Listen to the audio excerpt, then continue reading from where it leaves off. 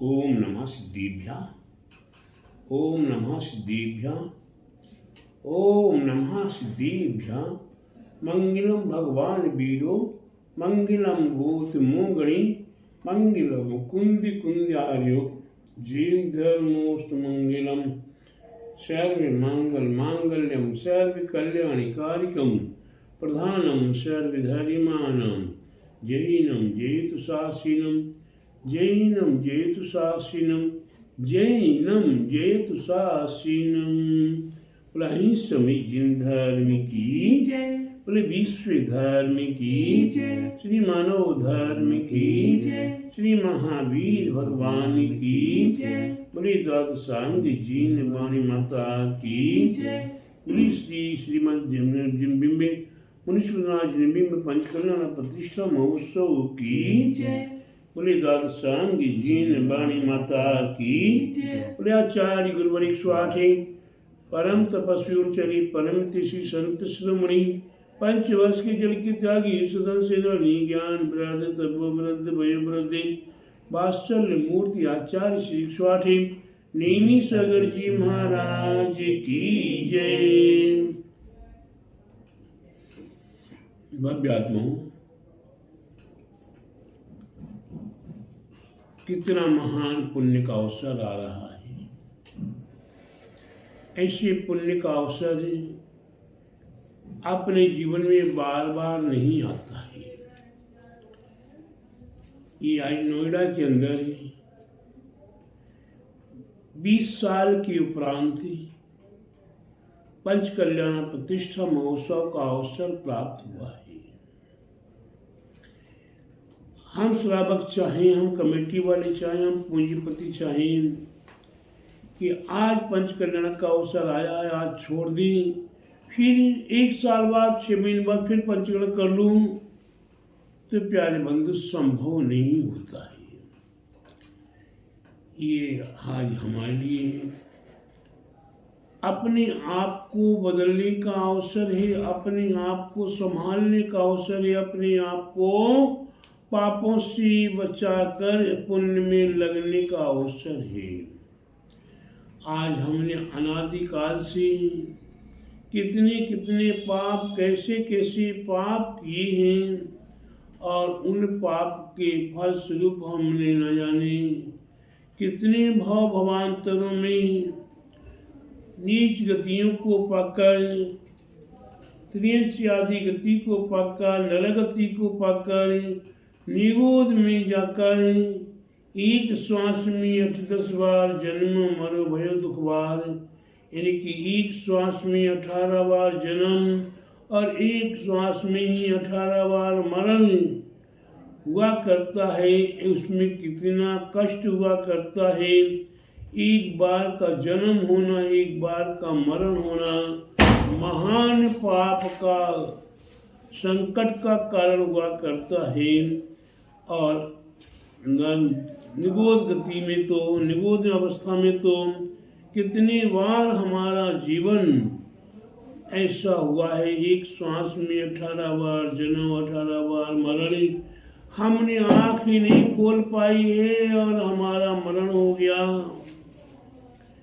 प्यारे बंधुओं, मैं आपसे यही कहूँगा कि ऐसा पुण्य कमाओ, ऐसा पुण्य कमाओ कि नरक गति में द्वारा ना जाना पड़े, त्रियंच गति में ना जाना पड़े, ये निगोद में ना जाना पड़े, हमें परम पद की प्राप्ति हो। हम परमात्मा की आराधना करते हैं, हमें भी परमात्मा बनना है। तद्गुण लब्धि अहम बंदी। हे प्रभु, आपकी वंदना, आपकी भक्ति किस लिए कर रहा हूँ कि आप जैसा बन जाऊं। आप जैसा बनने के लिए ही पूजा की जा रही है। आप जैसा बनने के लिए ये त्याग सब साधना हो रहा है। आप थोड़ा सा हमें ये अवसर मिल रहा है, तो इस अवसर का हम पूरा फायदा उठाने का प्रयास करें कि गर्भ कल्याण की, जन्म कल्याण की, तप कल्याण की, ज्ञान कल्याण की, मोक्ष कल्याण की, ऐसे पांचों कल्याणक एक एक करके हमें मनाने का अवसर मिल रहा है। ये पांचों कल्याणकों का हम अवसर प्राप्त कर सकते हैं और अपने जीवन में विचार कर सकते कि हे भगवान, आपने जिस प्रकार अपने जीवन में ये गर्भ कल्याणक हुआ, आपके जीवन में कल्याणक का मतलब है अब जो द्वारा प्राप्त न हो ऐसा कल्याणक मनाने का अवसर मिला है। आपका गर्भ द्वारा नहीं होगा। गर्भ की कितनी यातना है, गर्भ की कितनी वेदना है, गर्भ की कितनी बड़ी सजा है।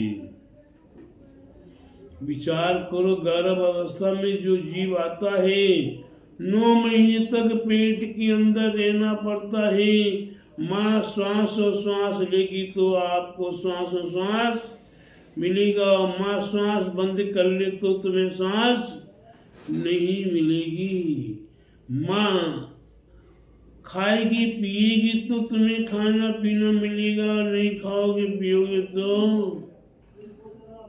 कोई दूसरा खिलाने वाला नहीं मिलेगा। पेट के अंदर कितनी आपके परिवार में सदस्य हों और कितनी आपके परिवार में माल धन संपत्ति विभव हो, लेकिन वे सब माँ के खाए बिगर पेट में नहीं पहुंच सकता। उस बालक को पेट में रहते बालक को आप नहीं खिला सक रहे हैं। विचार कीजिएगा मेरी बात की ओर, विचार कीजिएगा मेरी बात की ओर मैं क्या कह रहा हूँ। ये अवसर चूक जाने के बाद, ये अवसर निकल जाने के बाद फिर हमें गर्भ में जाना पड़े, हमारे तीर्थंकरों को तो गारंटी हो गई अब इनका कल्याणक हो रहा है, अब ये द्वारा गर्भ में नहीं आएंगे। इनका जन्म हो गया, जन्म होते समय कितनी यातना कितनी वेदना होती है, लेकिन ये सहाय रूप से जन्म को भी प्राप्त हो गए। ये जन्म हो गया, ये दिगंबरी दीक्षा, संसार शरीर भोग निर्विन्ना, संसार से और शरीर से विरक्त हो गए। संसार में मेरा कोई कुछ नहीं है। वैराग्य अपने शरीर से भी वैराग्य हो गया, वे शरीर भी नश्वर है। इससे तप कर लीजिए तभी सार है, साधना कर लीजिए तभी जीवन का सार है। तो त्याग तप भी स्वीकार करके उनने अपनी दिगंबरी दीक्षा प्राप्त कर ली। दिगंबरी दीक्षा के बाद समुद्र आदि में लेकर समुद्र आदि में विराजमान होकर असंख्यात जीवों का कल्याण कर देते हैं। कितनी उनके हृदय में करुणा भाव, किसी से कोई स्वार्थ नहीं है, किसी से कुछ मांगना नहीं है, किसी से कोई पुरस्कार नहीं करना है। ऐसे वह तीर्थंकर प्रभु समुद्र में विराजमान स्वयं होते हैं और असंख्यात जीव भी वहाँ समुद्र में पहुँच जाते हैं, उनका भी कल्याण किया जाता है। तो प्यारे बंधुओं, ये अवसर में अवसर है और उसी प्रकार से केवल ज्ञान कल्याण के जब तीर्थंकर प्रभु दिगंबरी दीक्षा प्राप्त करें, दिगंबर अवस्था में साधना करते हैं, तो साधना का फल है, साधना का स्वरूप है और साधना का महात्म्य है। वह साधना के साथ ही साथ साधना के साथ ही साथ वे केवल ज्ञान को जब प्राप्त करते हैं तो कितनी उनकी महिमा होती है। वे किसी से बाधित नहीं होते, वो किसी को बाधा नहीं पहुंचाते और उसके उपरांत उनकी दिव्य सिद्धियां हम भव्य आत्माओं को हितार्थ मिला करती है। कैसी उनकी करुणा भावना। हमसे कुछ नहीं ले रहे, आहार भी नहीं ले रहे, कोई व्यवस्था नहीं मांग रहे। आज हम तो यहाँ आए हैं तो हमारे लिए चौकी रखना होगा, पट्टा रखना होगा, पुस्तक रखनी होगी और साधन जुड़ाना पड़ेगा।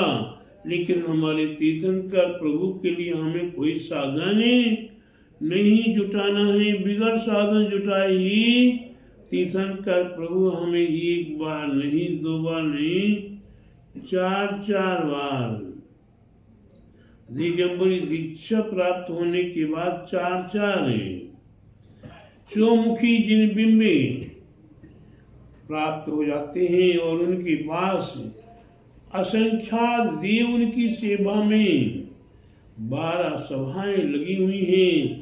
12 सभाओं में 4 देवांगनाओं की है, 4 देवों की है, एक त्रियंच की है, एक मुनिराज की है, एक मनुष्य की है और एक माताओं की है।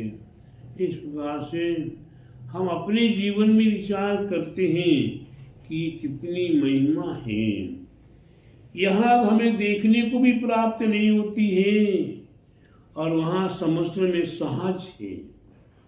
ऐसे समुद्र में तीर्थंकर प्रभु विराजमान, साक्षात वहाँ जाकर हम दर्शन भक्ति पूजा कर सकें, ऐसा शक्ति और सामर्थ्य हमें प्राप्त हो। प्यारे बंधु, फिर इसके उपरांत निर्वाणकारी बोले महावीर भगवान की जय। बोले द्वादशांगी जीन वाणी माता की जय। बोले आचार्य गुरु 108 परम तपस्वी ब्रह्मचरी परम हितैषी संत शिरोमणि नीमी सागर जी महाराज की जय। बोले आचार्य गुरुवर 108 दया सागर जी महाराज की जय।